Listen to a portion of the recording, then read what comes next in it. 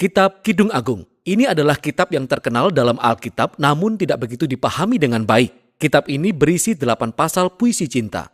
Meskipun terdapat bagian pendahuluan dan kesimpulan, kitab ini tidak memiliki rancangan sastra yang baku. Itu karena kitab ini merupakan koleksi puisi-puisi. Puisi-puisi ini tidak dimaksudkan untuk dibedah atau dipisah-pisahkan, melainkan untuk dibaca sebagai satu keseluruhan yang mengalir dan dinikmati saja. Baris pertama kitab ini mengatakan bahwa ini adalah Kidung Agung, yang merupakan ungkapan Ibrani seperti Yang Maha Kudus atau Raja segala Raja. Ini adalah cara Ibrani untuk mengatakan hal yang terbesar. Jadi ini adalah nyanyian terhebat dari semua lagu. Kemudian kita temukan di baris pertama bahwa Kidung Agung ini berasal dari Salomo, yang bisa berarti bahwa dia adalah penulisnya. Nama Salomo memang mengawali kitab ini, tapi saat kita membaca puisi-puisi ini, kita akan menemukan bahwa suara utamanya adalah suara wanita yang disebut kekasih. Dan sementara juga ada suara laki-laki, tapi sepertinya itu bukan Salomo. Nama Salomo disebutkan beberapa kali dalam puisi, tapi dia tidak pernah menjadi pembicara dan kita harus mengakui Salomo adalah kandidat yang sangat aneh untuk menjadi penulis kitab ini. Mengingat bahwa dia memiliki 700 istri. Bagi pasangan kekasih di kitab Kidung Agung, mereka adalah satu-satunya di dunia untuk memiliki satu sama lain. Jadi dari Salomo mungkin berarti dalam tradisi hikmat Salomo. Dia dikenal karena hikmatnya, puisinya, dan kesukaannya untuk belajar tentang setiap bagian kehidupan. Dan Salomo menjadi bapak dari sastra hikmat di Israel. Maka warisannya terus dilanjutkan di sini melalui kumpulan puisi cinta yang mengeksplorasi pengalaman manusia akan cinta dan hasrat seksual. Puisi pembuka mengenalkan kita pada tema dasar kitab ini. Kita mendengar suara wanita muda yang jatuh cinta pada seorang pria, seorang gembala.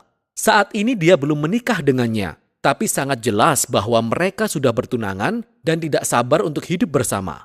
Dari pendahuluan, puisi-puisi itu mengalir bolak-balik dari suara wanita itu kepada si pria, bergeser dari satu adegan ke adegan lain tanpa urut-urutan atau alur cerita yang jelas.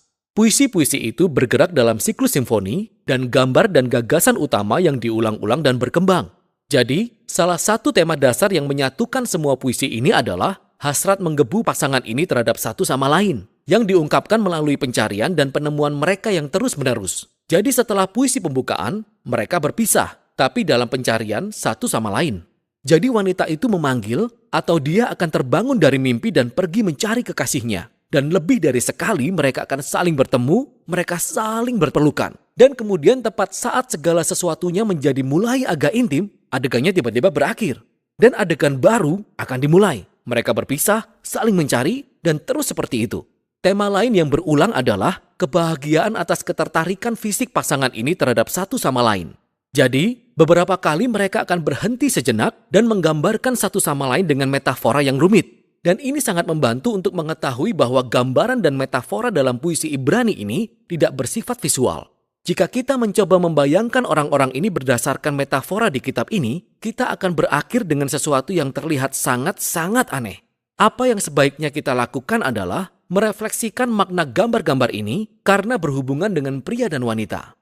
Jadi kita akan dibawa ke dalam siklus puitis ini dan ketegangan akan terus terbangun. Dan keinginan, kegembiraan dan ketertarikan mereka dan pengulangan spiral ini adalah cara puitis untuk meningkatkan dan memusatkan perhatian pada misteri dan kekuatan cinta seksual. Semuanya menjadi jelas di bagian kesimpulan yang merupakan jeda untuk meringkas isi puisi-puisi ini sebenarnya.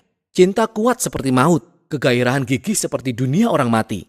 Nyalanya adalah nyala api seperti nyala api Tuhan. Air yang banyak tak dapat memadamkan cinta. Sungai-sungai tak dapat menghanyutkannya. Sekalipun orang memberi segala harta benda rumahnya untuk cinta, namun ia pasti akan dihina. Puisi ini menyoroti kekuatan dan intensitas cinta, keindahan cinta dan juga bahayanya. Seperti api, cinta bisa menghancurkan orang jika disalahgunakan, atau memberi hidup jika dilindungi. Pada akhirnya, cinta mengungkapkan kerinduan manusia yang tak terpuaskan untuk mengenal dan dikenal sepenuhnya dan diinginkan oleh orang lain. Cinta adalah salah satu pengalaman yang paling transenden dan misterius dalam kehidupan manusia. Dan sebagai bagian dari tradisi hikmat Alkitab, kitab ini mengatakan bahwa ini adalah sebuah anugerah dari Allah. Setelah ini, ada sebuah puisi aneh tentang Salomo yang mencoba melakukan apa yang oleh puisi sebelumnya dikatakan tidak mungkin dilakukan, membeli cinta. Wanita itu menolak tawaran Salomo. Dan kemudian kitab ini diakhiri dengan pria dan wanita itu. Mereka sekali lagi berpisah dalam pencarian satu sama lain. Si pria memanggil untuk mendengar suara si wanita memintanya untuk melarikan diri bersamanya. Dan begitulah kitab ini berakhir. Benar-benar akhir yang menggantung. Tapi itu sangat mirip cinta, yang tidak pernah benar-benar bisa disimpulkan karena selalu ada lebih banyak untuk ditemukan dan dikejar dari kekasih kita. Jadi cinta sejati tidak memiliki sebuah akhir. Begitu juga dengan kitab ini. Sekarang di sepanjang sejarah, pertanyaan besar yang diajukan oleh Kidung Agung adalah, mengapa ada puisi cinta di dalam Alkitab? Ada 3 interpretasi utama kitab ini di sepanjang sejarah. Dalam tradisi Yahudi, kitab ini telah dibaca sebagai alegori. Setiap tokoh merupakan simbol. Jadi wanita itu adalah Israel, pria itu adalah Allah. Dan cintanya adalah simbol perjanjian antara Allah dan Israel yang dibuat di Gunung Sinai dan pemberian Taurat. Pandangan ini merasuk ke dalam tradisi Kristen, namun tokohnya berganti. Jadi ini tentang kasih Kristus bagi umatnya, yaitu gereja. Dan penafsiran ini diilhami oleh kata-kata Paulus dalam Efesus 5, bahwa cinta seorang suami Kristen untuk istrinya adalah simbol kasih Kristus bagi gereja. Yang menarik adalah bahwa dalam 100 tahun terakhir, penemuan arkeologi di antara tetangga kuno Israel dan Mesir serta Babel telah menghasilkan banyak jenis puisi cinta kuno yang bahasa dan gambarannya sangat mirip dengan Kidung Agung. Kita melihat bahwa puisi cinta adalah bagian penting dari lingkungan budaya Israel yang telah menuntun sebagian besar ilmuwan saat ini untuk melihat Kidung Agung seperti apa yang dibawakannya. Sebuah susunan puisi cinta Israel yang merefleksikan kasih karunia ilahi.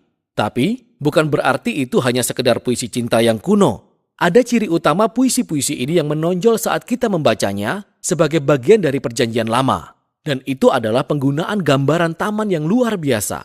Ada gema yang kuat dari Taman Eden dan pemandangan indah antara pasangan yang sudah menikah di pasal-pasal awal kitab Kejadian. Jadi gambaran laki-laki dan perempuan yang telanjang dan rentan, tapi benar-benar menyatu dan aman dengan satu sama lain. Inilah yang bergema di latar belakang Kidung Agung. Seolah-olah dalam puisi ini, kita menyaksikan cinta dari pasangan yang hubungannya bersih dari egoisme dan dosa. Dan pada akhirnya, Kidung Agung memunculkan harapan bahwa walaupun hubungan kita sendiri begitu sering terdistorsi oleh keegoisan, cinta adalah pemberian yang transenden. Dan itu dimaksudkan untuk mengarahkan kita pada sesuatu yang lebih besar, yaitu pemberian kasih Allah, yang suatu saat akan menembus dan mengubah dunia kesayangannya. Dan itulah isi kitab Kidung Agung.